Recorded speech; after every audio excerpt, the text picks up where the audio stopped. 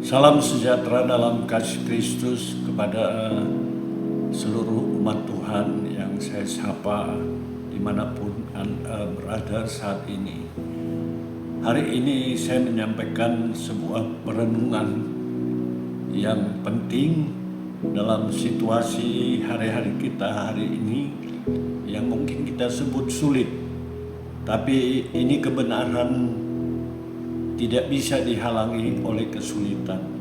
Dalam Filipi 4 ayat yang kelima, Paulus memberikan nasihat, hendaklah kebaikan hatimu diketahui semua orang. Di sini bukan berarti pendapat Paulus ini bahwa ada yang berpendapat ini adalah kesombongan. Jangan lupa Paulus mengajar jemaat itu tidak boleh sombong. Dan ajaran Yesus Matius 6 ayat 3 ya, tidak mengajarkan kesombongan. Bahkan Paulus katakan dalam Efesus 5 ayat 21, dan rendahkanlah dirimu seorang kepada yang lain di dalam takut akan Tuhan. Bahkan Paulus menasihatkan kepada Timotius agar hati-hati dengan kesombongan. Justru dia mengatakan jauhilah itu. Nah, Paulus ingin hendaklah kebaikan hatimu diketahui semua orang. Artinya pertama, kebaikan itu harus menjadi gaya hidup pengikut Kristus. Ya. Ini yang disaksikan, ini yang dilihat orang. Kedua, kebaikan harus menjadi identitas bagi kita, menjadi warna ya. Yang ketiga, kebaikan itu harus seperti pakaian ya.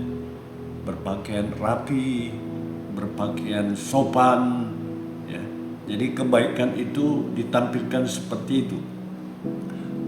Kebaikan seperti apa yang Tuhan ingin ya. Jadi bukan sekedar beramal, menolong fakir miskin ya. Karena semua orang bisa melakukan itu. Kalau begitu, kebaikan seperti apa? Kebaikan yang harus diekspresikan bukanlah kebaikan sandiwara atau kepura-purakan atau kemunafikan, tetapi kebaikan yang lahir dari kebaikan hati, kebaikan jiwa, dan kebaikan lahiriah. Jadi ada 3 bentuk. Bila bicara kebaikan hati, melalui satu proses, ya, ada pembaharuan hati. Ya. Jadi pembaharuan hati ini bukanlah warisan orang tua, bukan budaya, bukan tuntutan agama.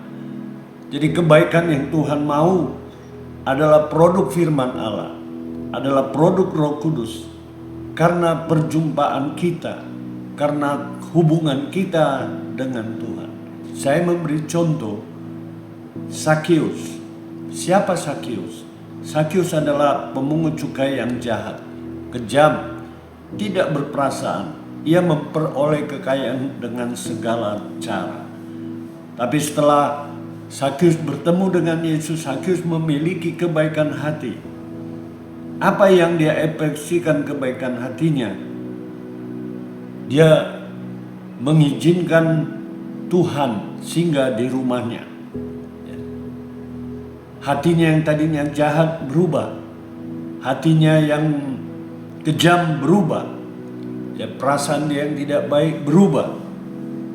Dan yang kedua menyusul perubahan pikiran, perubahan keinginan.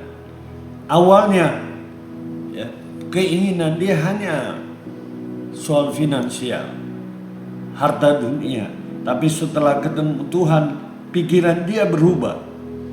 Dan dia mengekspresikan kebaikan lahiriah. Dia berkata, tetapi Sakeus berdiri dan berkata kepada Tuhan, Tuhan, setengah dari milikku akan kuberikan kepada orang miskin. Dan sekiranya ada sesuatu yang kuperas dari seorang, akan kukembalikan 40 kali lipat. Luar biasa perubahan lahiriah dia. Dia memiliki kebaikan yang luar biasa. Jadi kalau dia punya 100.000, maka dia akan memberikan kepada orang miskin 50.000, setengah. Kalau ada yang pernah dia peras atau dia tipu, dia akan kembalikan 4 kali lipat, berarti 400%. Saya ingin sampaikan, menegaskan, orang yang baik hati pasti ditolong Tuhan. Orang yang baik hati pasti akan dipelihara oleh Tuhan.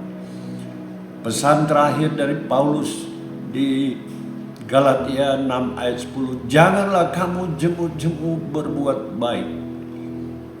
Dan Yesus berkata, hendaklah kamu menjadi terang. Terang itu artinya tunjukkanlah kebaikanmu kepada setiap orang. Tuhan memberkati, selamat beraktivitas, Tuhan menyertai kita. Puji Tuhan, amin.